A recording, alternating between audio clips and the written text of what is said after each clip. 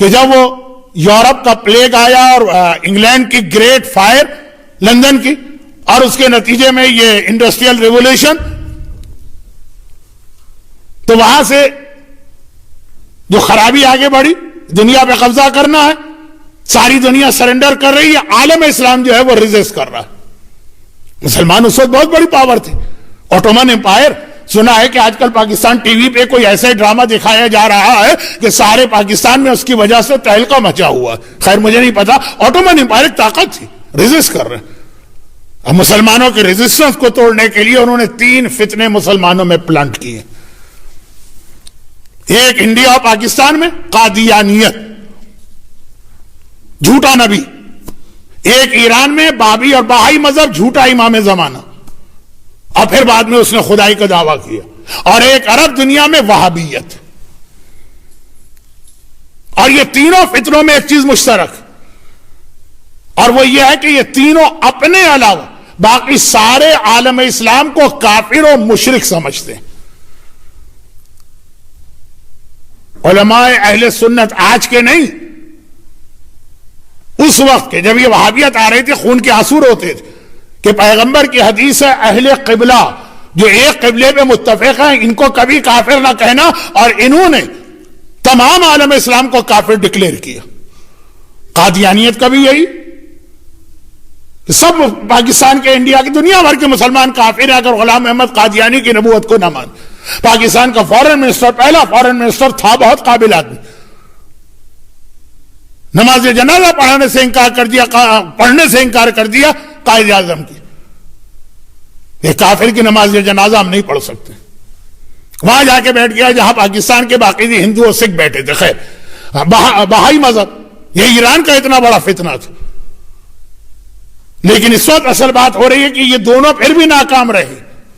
کامیاب ہوا وہابیت والا فتنہ، جس کی بنیاد اس بات پر ہے کہ سارا عالم اسلام کافر و مشرک ہے سوائے ہمارے۔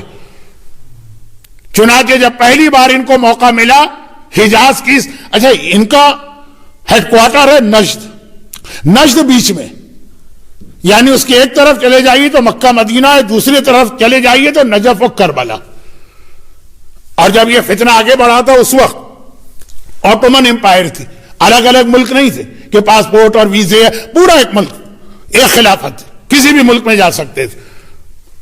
تو 4 مرتبہ ان لوگوں نے نجف و کربلا پہ اٹیک کیا۔ نجد بیچ میں آ رہا، وہاں سے نجف و کربلا قریب،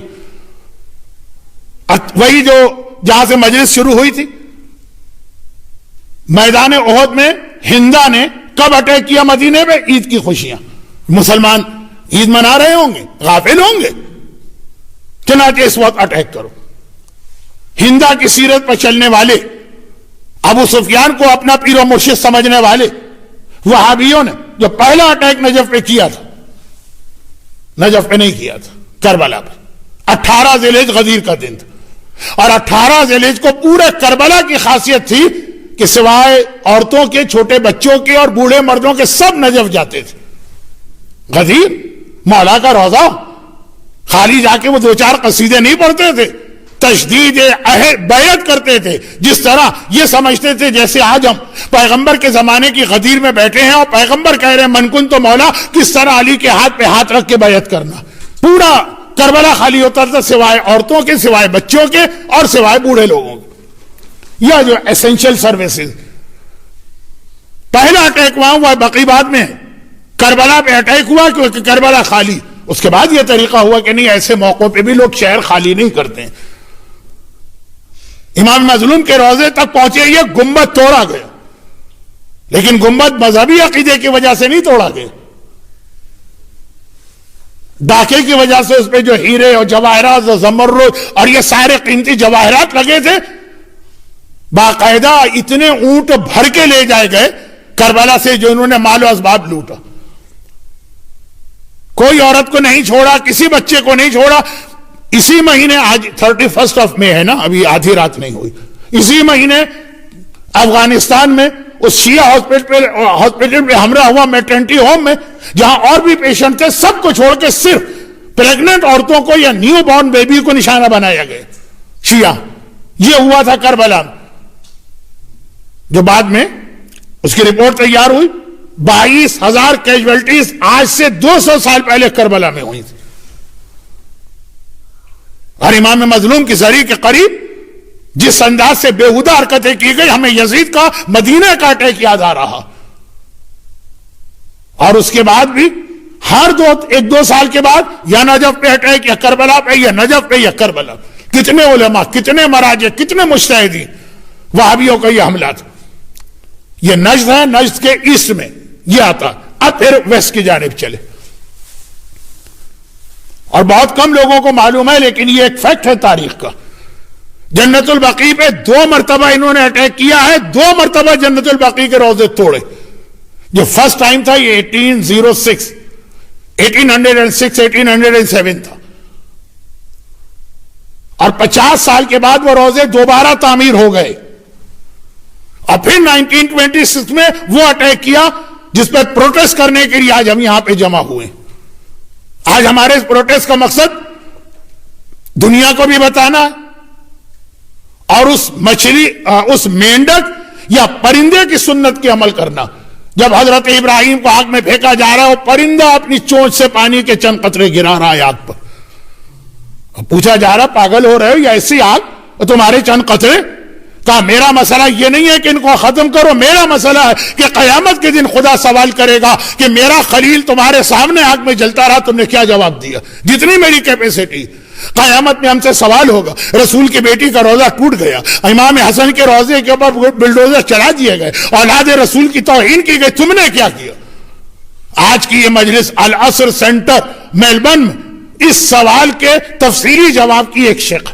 یہ ہمارا اونلی رپلائی نہیں, لیکن ہے کہ خدا بندہ جب وہ تاریخ آئی, ہم نے اپنا ایک پروٹیسٹ بھی ریکارڈ کرایا, باقی تو جو کچھ ہم کر رہے ہیں وہ کر ہی رہے.